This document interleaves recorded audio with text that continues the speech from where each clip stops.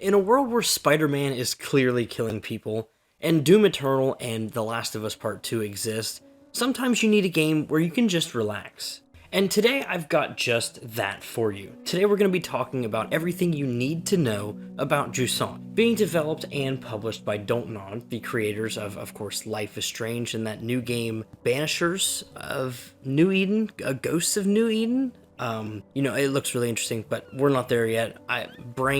New games, that's too far away for me to care about at this point. But regardless, they've got a pretty cool track record in my eyes of making interesting and honestly quite varied and different games. So while this isn't a game I specifically expect from them, I'll get into how I think it's kind of similar in just a moment. Regardless, if you're wondering where and when you can play the game, Jusant is coming out October 31st, 2023 to PS5, Xbox Series X and S, and of course on PC. Now for those last two platforms, you can of course also play day one on Xbox Game Pass. If you're not going to be on Game Pass, you're on PlayStation or even Xbox and PC, you're going to be paying $24.99 US. And at your base level, that's everything, you absolutely need to know about the game. Now, if you're interested in getting a little more hyped up for the game, this is where I invite you to stay, because we're going to kind of go through all the marketing for the game and kind of explain my preview thoughts on the demo that I played a little while back, and, I'll hopefully get you ready for launch. So at a base level, Jusant is a game all about its kind of meditative and zen vibes. It's an action puzzle climbing game where you're going to scale an immeasurably tall tower and ascend to new heights alongside your watery companion. You'll need to master your climbing tools, find your way up through diverse biomes, and piece together the tower's past. In doing so, you're going to unravel the secrets from a bygone civilization, but thankfully you'll be able to challenge yourself at your own pace and explore different paths along the way, and I think that, to me, is really going to be where it's going to be really interesting. But if it's not completely clear, Jusant is a game all about climbing, one way or the other, and, I think the specific mechanics of that I'll get into in just a few moments, but you're going to experience climbing like never before. You'll have to master your climbing tools and watch your stamina meter to successfully navigate this mysterious and changing tower. As you go higher and hone your skills, you'll have to figure out how to best use the tools at your disposal to get to where you want to go. And once again, there's an emphasis on exploring alternative paths, and that's where you're going to find clues about what's happened. First off the bat, there are notes around the world, which I think are really interesting, and I think there was, some hints of the idea of unlocking, shortcuts through, certain environments that you may be climbing around a lot in the demo. But the notes were nothing truly to write home about, but obviously they're going to start to get deeper and deeper as you get higher up the tower and unravel what's going on. But what I really want to focus on with my demo experience was the climbing itself. Now, first off, at the basic level, the way climbing works is you have a stamina meter, and as you use your left hand and right hand and climb on different rocks and different mounting points, you're gonna have to, progress higher up. Now, where tools come into play, you have things like the pick or the python, whatever you want to say, as you kind of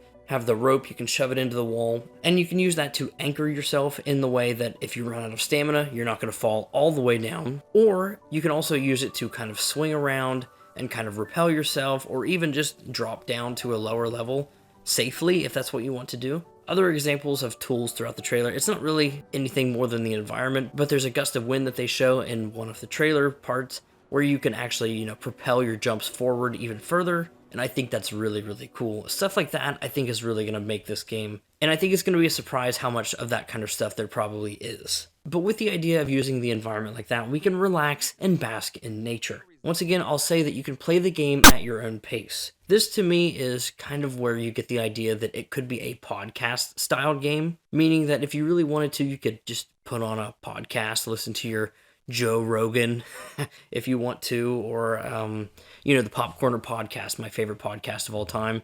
You'll have to look it up. It's really cool. You might know somebody in it just by thinking about it alone. But regardless, as you climb, you'll come across breathtaking biomes full of flora and fauna, accompanied by a peaceful and atmospheric soundtrack. So right off the bat, the soundtrack from the demo was really good. So if you want to ignore what I said about a podcast game, I think this game's soundtrack really is going to be one of those experience type games where Journey or Abzu, those types of games where you just really feel the music was a big part of the emotional experience. But in this game, you're going to brace yourself on arid and windy slopes and seek refuge in tunnels lit only by bioluminescence and much more. And I must say, as a parent of an almost 2-year-old now, when I see the word bioluminescence, the only thing I can think of is the Shiny song with the crab. I think there's nothing else I can think of at this point in time, and, that really adds nothing to this video, but it gives you a little bit of, background into me, I guess. But speaking of Moana, and I love this transition if I do say so myself, you're going to journey with a companion made of water. I mean, come on, that was pretty good. You're going to meet the mysterious Ballast. This creature will help guide you throughout your journey by waking nature along your path and helping to reveal clues that will help you piece together the tower's past and reach the top. The example given on the Steam page is actually like some vines that, with him, throwing out some water, I guess, he allows the vines to grow, and they quickly allow us to move up higher without using up all of our stamina, seemingly. And if I'm going to place any bets right now, if there is an emotional or sad moment in this game, it's definitely going to be that by the end of the game, Ballast is going to use up the last of his wateriness to help us up this tower, one form or the other, whether it's to save our life or to just get us there and we didn't realize.